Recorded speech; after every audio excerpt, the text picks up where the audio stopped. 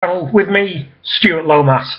Last one of the day. What I want to talk about here is something that has gnawed away at me right from the early days of when I made these videos. And it seems to be the differing opinions out there of what makes a watch collection worthy. And it seems to be the opinion of the so-called watch experts out there that what makes it worthy is a collection of highly prized, well-branded, good condition, potentially brand new watches from the upper ranges of the £5,000 upwards, and you need at least three. And ideally more than that if your wallet can deal with it. Well, I think the problem is that if all you guys watching this are anything like me, haven't got thousands of pounds to spend, and purchasing a prestige watch brand, even second hand, as I've found myself, it is a considered purchase. You know, you are in the low thousands if you're lucky, if you want a brand which is not going to be frowned upon by the likes of Archie and Simon and so on and so forth. And I think it is entirely wrong for people not to be put in a position where they may well feel that they have a collection which is not worthy of anybody's attention. You see people paying Archie to give his opinion on their watch collection, which potentially has taken them a long time and a lot of heartache and saving to put together, and basically, not to be too crude, but you'll piss all over it. Now, firstly, why people do that to themselves escapes me, because they must know of the kind of timepieces that Archie is interested in. If they're not solid gold and they're not at least Rolex, then really, it's not really his cup of tea. The only one that I've ever seen him drool over, a non-Rolex brand, is the Man in the Moon. So why put yourself through that? I don't really know. So my feeling on this is what makes your collection worthy is something that you have lusted after, something that you have had to save for, because I've always said, you know, the acquisition of something will be all the sweeter if you've saved for it, rather than maxing out credit cards or foregoing things for the family or your wife, and certainly for your children, just to go out and buy a timepiece. So you've got something you've saved for after all the other expenses are dealt with.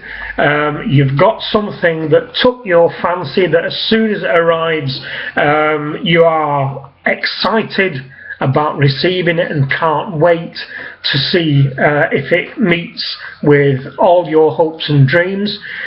Your collection needs to be some things that you like, and it's things that you like without that nagging thing in the back of your head where you ask yourself, well, would this be suitable in somebody else's collection or by somebody else's assessment? The worthiness of your collection has got nothing to do with anybody else.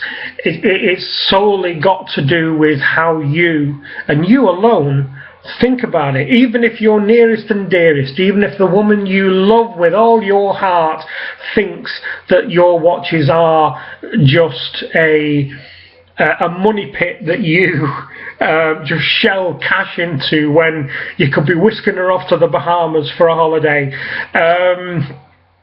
It doesn't matter. It is your collection, and as long as you can sit calmly, not being financially wrecked by your purchases, and every time you walk by your watch winder, you glance into that watch winder or your static watch box, and you are delighted with what you see.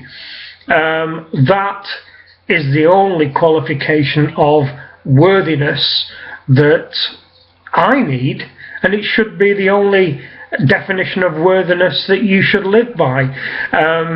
You've seen a few of my watches over the last couple of days. I showed you a couple on a previous video. I think we have 5 or 6 that I own. Now, a lot of those will be viewed as being unworthy by those watch connoisseurs out there.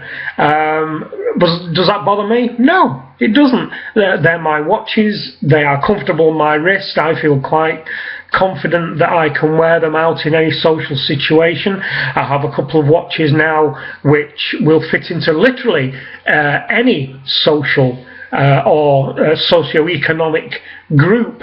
If I have to go anywhere that's highbrow, I will have a couple of things that I could put on my wrist that can't be belittled in any way. But it's not about money. It's about putting together a group of watches that reflect the kind of person you are and the tastes that you have, whether that be automatic, whether it be manual wind, whether it be quartz, or whether it even be quartz digital. You know, if that's what flicks your switch, then good on you. And as long as you're happy with that, then you can take it from me that your collection is as worthy as anybody else's, including mine, including Archie's, including Andy's, including Simon's, including Don Haynes. You name it, your collection is as worthy as anybody else's. So, that's it. What makes your collection worthy? The answer, you do. You make it worthy. Be happy with your watches, be happy with what you've spent, and be careful with what you're spending.